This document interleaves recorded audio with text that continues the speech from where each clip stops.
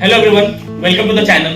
तो आज हम ये बहुत ही स्पेशल वीडियो बनाने जा रहे हैं 12 के बच्चों के लिए, क्योंकि 12 के बच्चों के लिए इस बार बोर्ड्स के एग्जाम के साथ उन बहुत सारे ऐसे बच्चे हैं जो मेंस के एग्जाम्स भी देंगे। तो ये वीडियो बहुत ही स्पेशल होने वाला है उन बच्चों के लिए, ताकि उन बच्चों को हम गाइड कर सके कैसे वो बोर्ड्स के एग्जाम और साथ ही साथ जेईई मेंस का एग्जाम एक साथ दे सके और अच्छे मार्क्स अचीव कर सके दोनों एग्जाम्स में। तो हमारे साथ आज जुड़े हुए हैं हिमांशु सर जो केमिस्ट्री फैकल्टी है, भारतेंदु सर जो फिजिक्स फैकल्टी है और आशीष सर जो मैथ्स फैकल्टी है।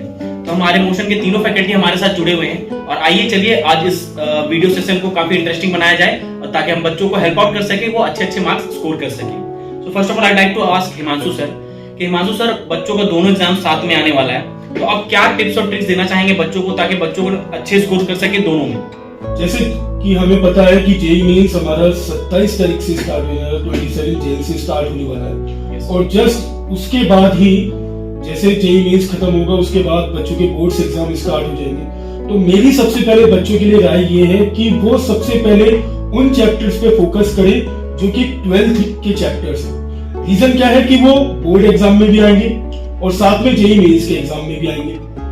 तो पहले उन चैप्टरों को अच्छे से किया जाए जो 12th बोर्ड में भी इंपॉर्टेंट है और जेईई मेंस के लिए भी इंपॉर्टेंट चैप्टर है। देन उसके बाद अगर बच्चे को लगता है कि हमारे 12th के चैप्टर्स क्लियर है, सारा हमारा 12th क्लियर है, बोर्ड लेवल हमारा बहुत अच्छा तैयार हुआ है, तो उसके बाद वो मूव कर सकते हैं 11th के चैप्टरों को रिवाइज करने में। लेकिन मैं कहूंगा, अभी भी यही कहूंगा कि 12th के चैप्टरों को बच्चों को ज्यादा फोकस करना चाहिए कंपैरिजन टू 11th, क्योंकि 12th वाले बच्चे के लिए अगर वो 11th पे पूरी तरीके से गोल फोकस करेगा, पूरा उसी पे ध्यान लगाएगा, तो वो 12th में जो उसके बोर्ड में परसेंटेज है वो कहीं ना कहीं डगमगाएंगे। लेकिन सबसे अच्छी बात यह है कि जैसे हम लोग देख पा रहे हैं सीबीएसई ने इस बार पैटर्न बहुत अच्छा कर रखा है। उसमें उन्होंने एमसीक्यूज भी डाले हैं, असर्शन रीजन भी डाले हैं, इंटीजर टाइप क्वेश्चंस भी हैं। तो ये इन सब क्वेश्चंस का बेनिफिट बच्चों को जेईई मेंस के एग्जाम में भी मिल सकता है। 12th के मैं वही कहूंगा कि 12th के जैसे चैप्टर है solution, electrochemistry, chemical kinetics, coordination compound, D and F block और बाकी हमारी ऑर्गेनिक केमिस्ट्री, तो ये सारे चैप्टर बहुत इंपॉर्टेंट है और इनसे जेईई मेंस के एग्जाम में हर क्वेश्चन एक चैप्टर से एक क्वेश्चन डेफिनेटली आता है। तो मेरे केमिस्ट्री के अंदर मैं ये बोलूंगा बच्चों को पहले 12th पे बहुत अच्छे से फोकस करें। जेईई मेंस के 5 साल के पीवाईक्यूज लगा लें, एटलीस्ट 3 साल के तो लगा ही लें और साथ में बोर्ड के लिए वो एनसीईआरटी जो है एनसीईआरटी अच्छे से कवर करें ताकि उनका जो बेस है वो स्ट्रॉन्ग रहे और मेंस बहुत ज्यादा टफ मुझे लगता नहीं है कि बहुत ज्यादा डीपली पूछेगा, लेकिन जहां से वो पूछता है मतलब एनसीईआरटी बच्चे को बहुत अच्छे से कवर होनी चाहिए ताकि वो अपना जो आप आने वाले दोनों एग्जाम है उसमें बहुत अच्छा परफॉर्म कर सके। ओके, दैट्स ग्रेट सर, काफी अच्छा टिप्स आपने दिया। अब मैं हमारे फिजिक्स फैकल्टी भारतेंदु सर से पूछना चाहूंगा कि सर अभी काफी सिलेबस डिडक्शन हो गया है इस बार, ठीक है, तो आप इस चीज को कैसे टेकअप करते हैं और स्टूडेंट्स को क्या टिप्स देना चाहोगे कि ये उनके लिए कैसे बेनिफिशियल हो सकता है? और दूसरी चीज मैं ये पूछना चाहूंगा आपसे सर कि बच्चों का मेंस में ऑब्जेक्टिव रहेगा, बोर्ड्स में सब्जेक्टिव एंड अदर्स मिक्सअप रहते हैं, तो बच्चे सब्जेक्टिव और ऑब्जेक्टिव का बैलेंस कैसे बना के चले? Thank you sir, thank you for this and welcome to actually sir, जैसा कि पहले भी डिस्कस हुआ है कि जेईई मेन में पास आने वाला है, जेईई मेन के जस्ट बाद फिर हमारा बोर्ड्स है, तो आपने जो पहला क्वेश्चन उठाया कि सिलेबस डिडक्शन वाला, तो सिलेबस डिडक्शन अगर आप देखोगे ना तो फिजिक्स सब्जेक्ट में मैं बच्चों को बताना चाहूँगा फिजिक्स सब्जेक्ट में ज्यादा डिडक्शंस नहीं हुए हैं, 1-2 टॉपिक काइंड ऑफ चीजें हटाई गई हैं फिजिक्स में जेईई मेन के पॉइंट ऑफ व्यू में। तो सिलेबस डिडक्शन को भी इतना ध्यान में नहीं रखना कि फिजिक्स में उतना ज्यादा नहीं है, ऐसा नहीं हुआ है कोई चैप्टर। तो ये वाली एक चीज होगी कि सिलेबस डिडक्शन उतना बड़ा मैटर नहीं है जिसके ऊपर अभी बच्चे फोकस करें, क्योंकि ज्यादातर चीजें हैं जो पहले।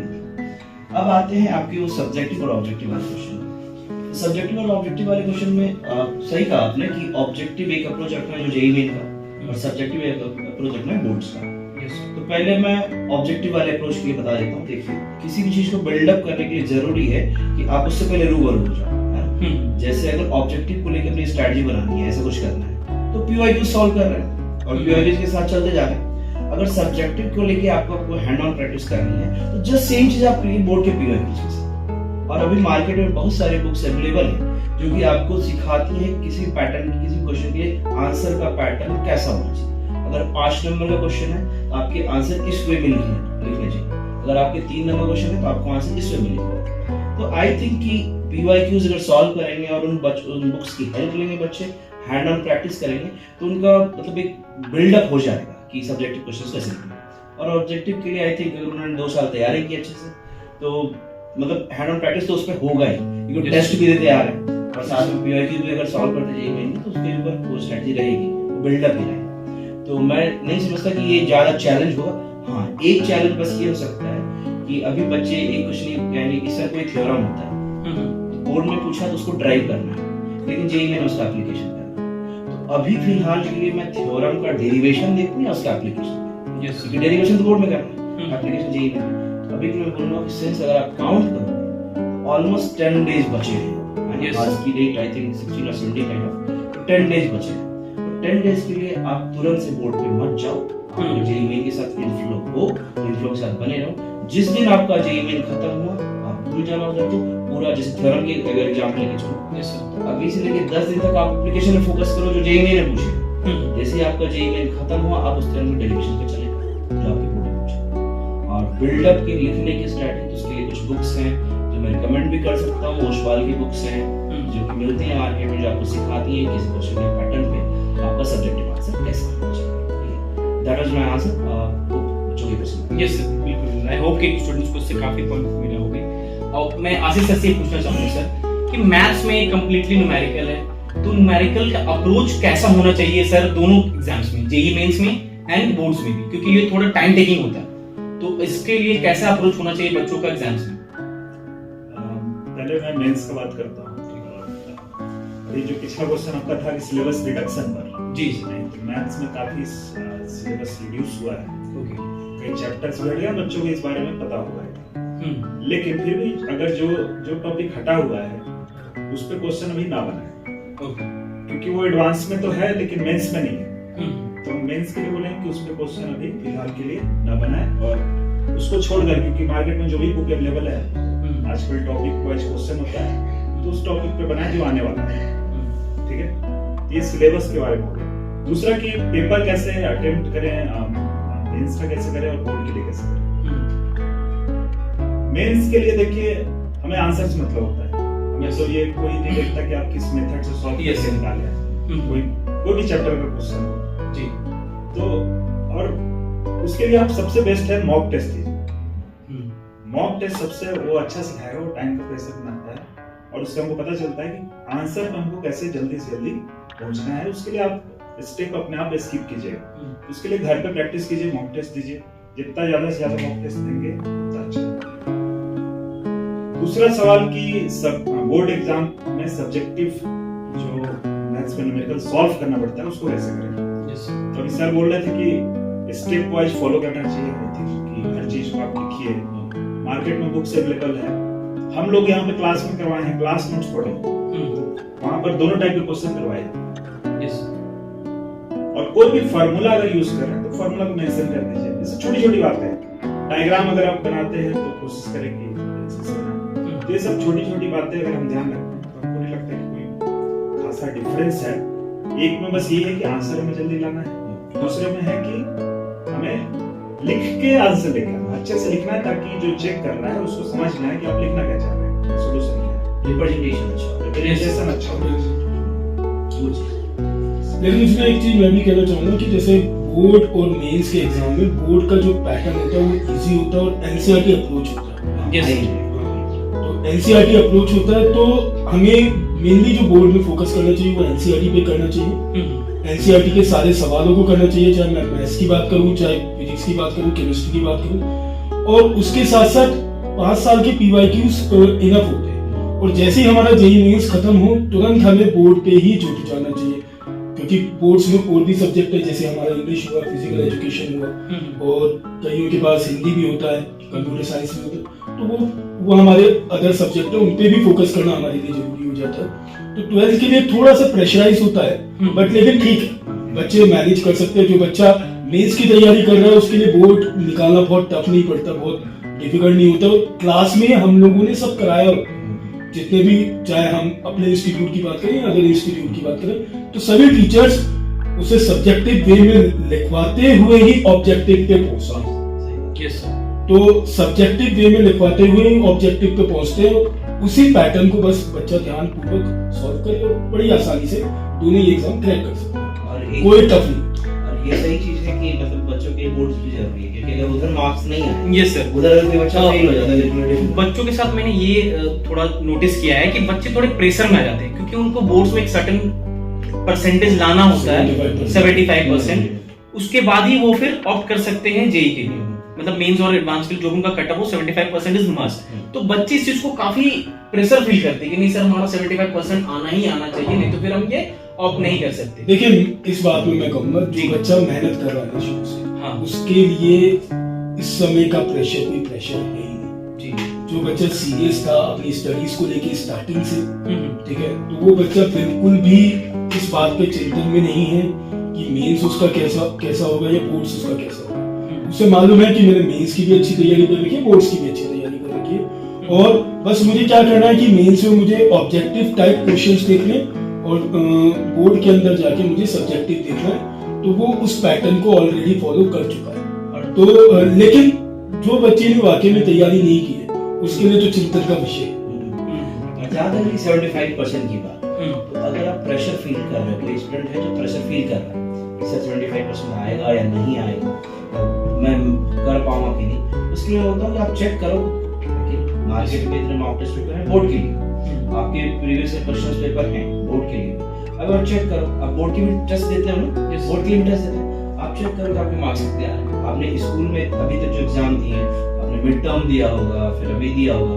अभी उन लोगों का प्री बोर्ड शायद चल रहा है, वो दे रहे हो, अब चेक करो कि आपकी वहां पे कैसी है कंडीशन, कैसी है। अगर वहां पे आप 70-75 स्कोर कर रहे हो तो you need not to worry, आपको वरी होने की जरूरत नहीं है। अगर आप नहीं कर रहे इसका मतलब आपने पढ़ाई नहीं की, यस सर, है कि नहीं? अगर आपने मिड टर्म ही नहीं किया तो इसका मतलब आपने पढ़ाई नहीं की, तो पढ़ना चालू करो। लेकिन हाँ, it's not that much difficult कि आप 75% ना आए, वो कर सकते हैं। और मैं एक बात कहना चाहूंगा जी कि जिन बच्चों के अगर जो बच्चे स्कोर कर रहे हैं 70% स्कूल के पेपर्स में, तो वो डेफिनेटली इस बात का निश्चय रखे कि वो 80-85% आराम से स्कोर कर रहे हैं।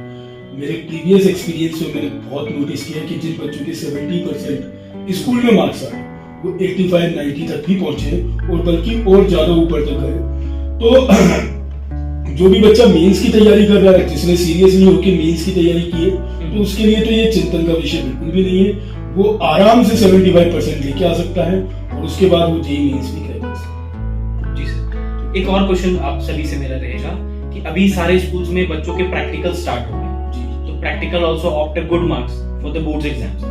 तो प्रैक्टिकल के जितने भी मार्क्स है और प्रैक्टिकल है, अब फिलहाल मैं देखूं तो प्रैक्टिकल एक तरफ, जेईई मेंस एक तरफ और बोर्ड्स एक तरफ, तो स्टूडेंट टाइम मैनेजमेंट कैसे करें तीनों चीज के लिए?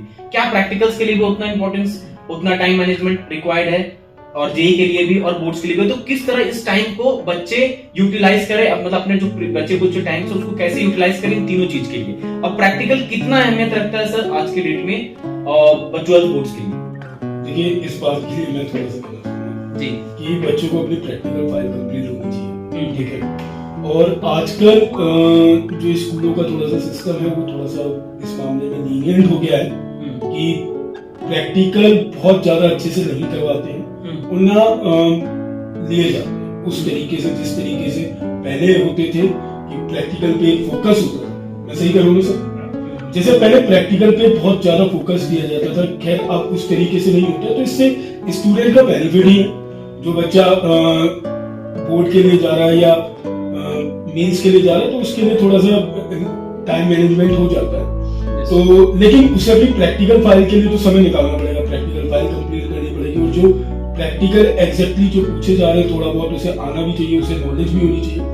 और जैसे हम लोग थ्योरी पार्ट में पढ़ते भी हैं, तो थ्योरी पार्ट में ही हम, जैसे मैं सॉल्ट एनालिसिस की बात करूँ, अपनी केमिस्ट्री में बात करूँ, तो हम लोग सब चीज पढ़े। सॉल्ट एनालिसिस हुआ, केमिकल टेस्ट होते हैं हमारे अल्कोहल के फंक्शनल ग्रुप के जितने भी केमिकल टेस्ट हैं, वही सारे हमारे बोर्ड के अंदर पूछे जाते, बोर्ड में भी पूछे जाते हैं, मेंस में भी पूछे जाते हैं और प्रैक्टिकल में भी पूछे जाते हैं। तो सेम है, सब चीजें सेम है, इंटर रिलेटेड है, बस आपको उसमें थोड़ा सा यूटिलाइज टाइम कहाँ करना पड़ता है, आपको अपनी प्रैक्टिकल फाइल बनानी पड़ती है।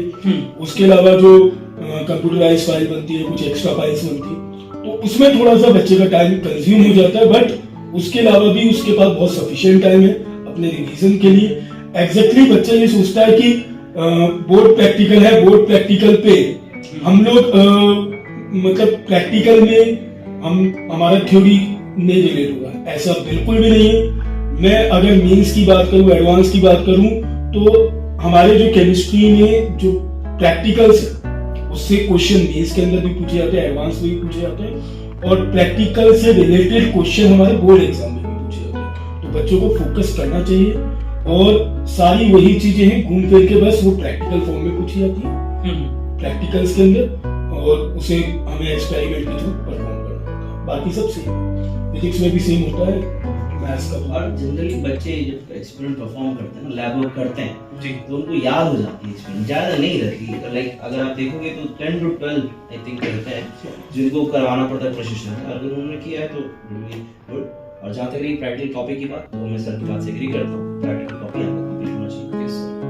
सर और एक लास्ट चीज मैं आप लोग सभी से पूछना चाहता हूँ कि इस टाइम शेड्यूल में काफी हेक्टिक हो जाता है बच्चों का, प्रैक्टिकल चल रहा है, फिर बच्चों ने प्री बोर्ड्स दिया, प्रैक्टिकल हुए, फिर अभी जेईई मेंस देंगे, फिर बोर्ड्स देंगे, तो इस बीच में बच्चों को किस तरह से अपना रिलैक्सेशन का टाइम निकालना चाहिए, किस तरह एक फ्री माइंड होकर पढ़ना चाहिए, चीजों को किस तरह बिल्कुल लाइटली लेना चाहिए, क्योंकि जहां अगर वो प्रेशर फील किए तो कहीं ना कहीं वो प्रेशर में उनका वो परफॉर्मेंस पे वो इफेक्ट कर जाता है। तो इस चीज में आप सभी का क्या राय है कि कैसे बच्चे अपने बिल्कुल रिलैक्स होकर अपनी चीजों पे फोकस होकर अपनी तैयारी करें, ना कि उसको एज अ प्रेशर लेंगे, क्योंकि अगर वो प्रेशर लेंगे तो जाहिर सी बात है वो उनको परफॉर्मेंस पे इफेक्ट पड़ेगा।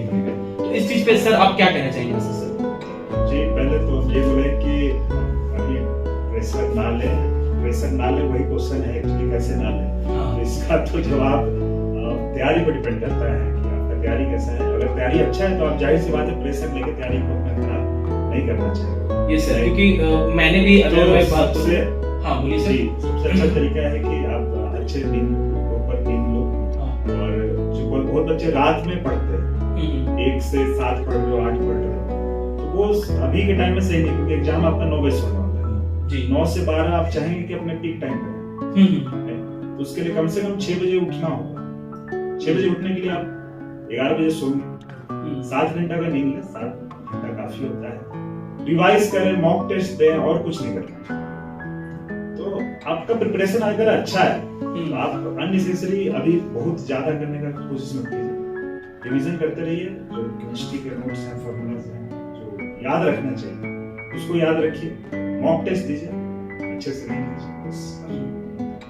मैं ये कह रहा था कि जितने भी हमारे प्रीवियस स्टूडेंट्स हैं जो मोशन के, जिन्होंने अभी अच्छी जगह पे प्लेस्ड है आईआईटीज में, तो मैंने उनको जरूर नोटिस किया है कि वो इस टाइम पे करंट जो ये सिनेरियो, जो ये टाइम चलता है बैठेगा, तो वो इस टाइम पे बिल्कुल ही रिलैक्स्ड, फोकस्ड, और वो एक बिल्कुल कूल माइंडेड रहते थे। मैंने उनको देखा है, क्योंकि इस टाइम में उनका, मैंने पर्सनली उनसे इंटरेक्ट भी किया था, तो उनका ये कहना था कि ये मोमेंट अब बिल्कुल रिलैक्स रहने का है, क्योंकि ये परफॉर्मेंस ओरिएंटेड टाइम, मतलब प्रेशर लेने का टाइम अब खत्म हो गया।